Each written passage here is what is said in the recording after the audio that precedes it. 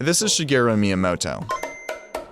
If you've played video games any time in the past 30 years, you're probably familiar with his work. Donkey Kong, Zelda, Star Fox, and then, of course, this guy. It's me, Mario! When Miyamoto makes games, he always tries to do things differently than other designers. Here he is back in 1998, explaining why he wasn't focused on online gaming. それがトレンドなんで僕はトレンドの方を見ないようにしようとしてる。 And why he wasn't adding small in-game purchases to Mario for iPhone in 2016. こうなってるからこうなんですって僕は割と嫌いなんですね。僕らはどうしたいのかと考え。Miyamoto has helped define a lot of what makes a video game great. So, how does he do it?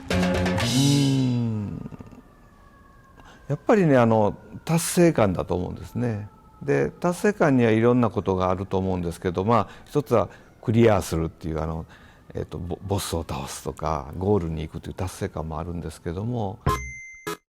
In 1981, one of Miyamoto's first assignments at Nintendo was to design a replacement for a game called Radar Scope. It had performed really poorly in the US, leaving the company with 2,000 unsold arcade units, and this is what he came up with.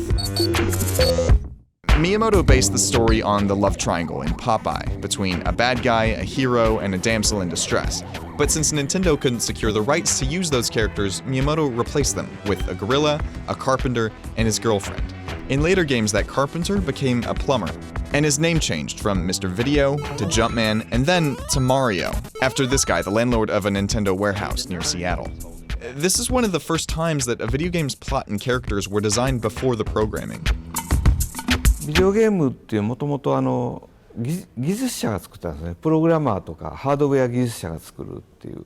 でそれを僕らはデザイナーっていうか、僕は工業デザイナーだったんですけども、そしてアーティストとか言われるそういう人たちがリードして作るようになったのが多分僕の世代だと思う。That change in approach came at a key time for video games. When Donkey Kong was first released in 1981, the video game market in North America was on the verge of collapse. It was saturated with a lot of different consoles, and the boom in home computers made a lot of people question why they would want a separate device just to play games. But the storytelling in games like Super Mario Bros. And The Legend of Zelda, which you could only play on Nintendo's own hardware, helped set them apart as bestsellers. でそのために僕はその動機を作るために何をしたらいいのかっていう状況を見せる。マリオなら、右へ右へ走っていけばゴールがあるって、ドンキーコングなら、さらわれた彼女を助けるためにそこまで登っていくっていう。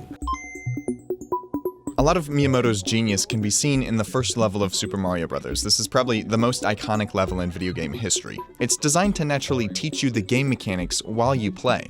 If you look at a breakdown, there's a lot of really subtle design work going on here.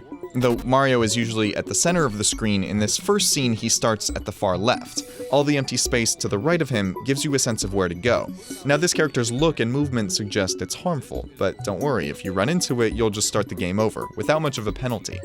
Next you see gold blocks with question marks, and these are made to look intriguing, and once you hit one, you're rewarded.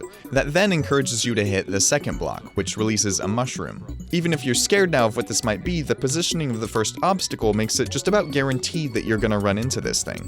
And once you do, Mario gets bigger and stronger. And just like that, you've learned all the basic rules of the game without having to read a single word. あとは何でしょう。やっぱりそこへ入り込んでしまうっていう自分がやっぱりヒーローになった気分になるって勇者になった気分になるって本当に泣いてしまうとかそういう思い入れ。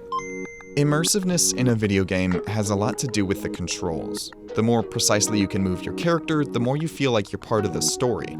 And Nintendo has always been a pioneer with controllers. It was the first to have the classic setup of the directional pad on the left and the buttons on the right, the first to have left and right shoulder buttons, the first to have a 360-degree thumbstick, and the first to bring motion control to the mass market.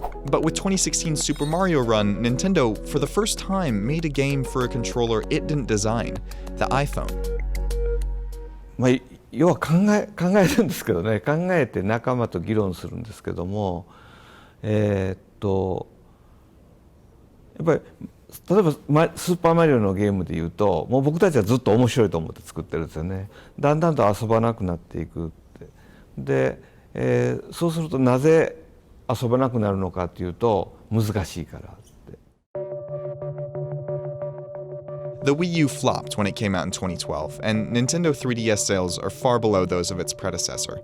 But the number of American gamers playing on mobile phones has doubled to more than 164 million between 2011 and 2015.